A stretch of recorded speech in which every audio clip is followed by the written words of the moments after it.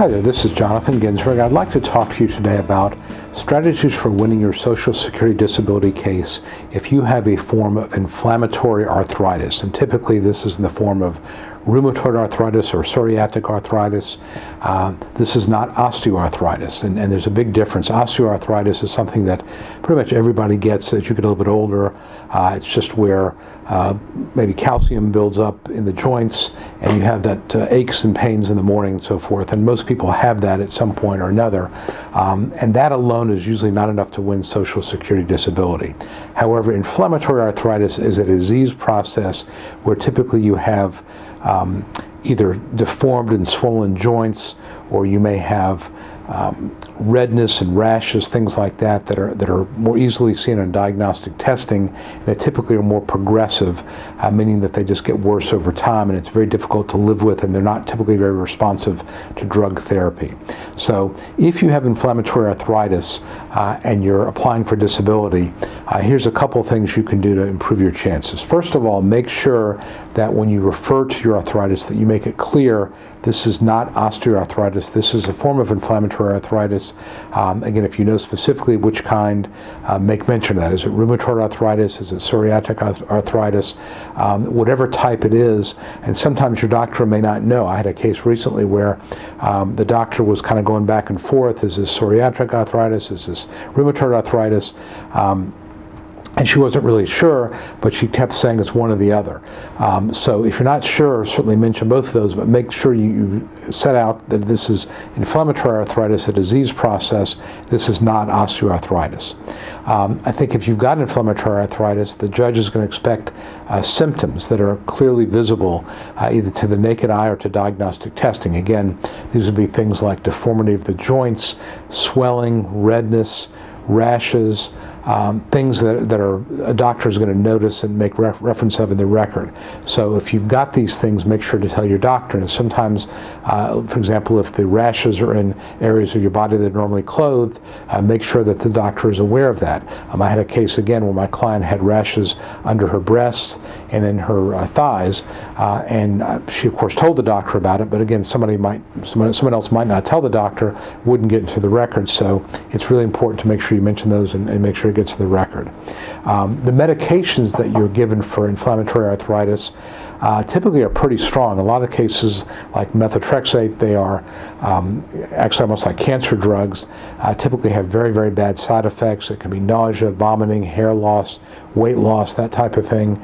You may have infusions where you basically have to have an IV drip that may take a couple of hours, and the medications have side effects. They may not last, the effects may not last very long.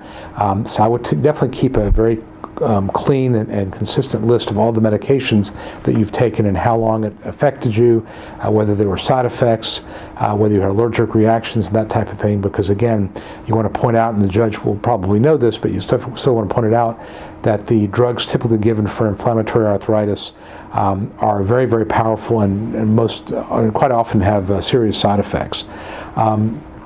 And one of those side effects, by the way, is often fatigue.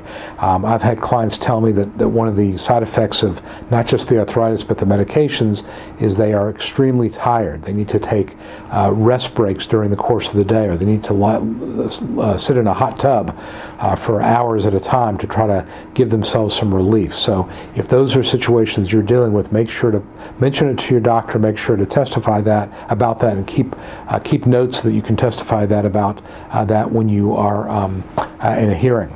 You also want to talk about what are called activities of daily living, meaning does your arthritis prevent you from getting dressed, from bathing, from doing your hair, from brushing your teeth, things like that. These are all things that really represent a severe case of inflammatory arthritis. So if it's affecting your activities of daily living, make sure that you mention that, and make sure that you think about that ahead of time. Don't think of it for the first time at your hearing.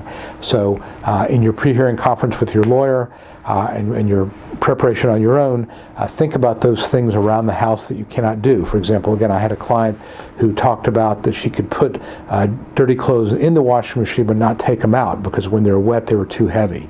And she couldn't grip things. She couldn't unload the dishwasher. Just things like that, just normal everyday things you may not think about because it's just part of your life now. You need to make sure that you make note of it and tell the judge. And it's okay to prepare, okay to make notes for yourself so that when you go to hearing you have a piece of paper there with those notes in front of you. I think the final thing I would tell you about inflammatory arthritis is that it typically is progressive, meaning that it gets worse over time. So in many cases with rheumatoid arthritis, for example, you may be diagnosed 20 years ago and you may have worked and gone to school, engaged in various activities for the past 20 years, and at some point in the last 2 or 3 years it got to the point where you simply could not work anymore. So you need to be prepared to explain to the judge when it got really bad, what happened to make it bad. Was there some sort of a crisis? Did you fall? Was there some sort of stress in your life?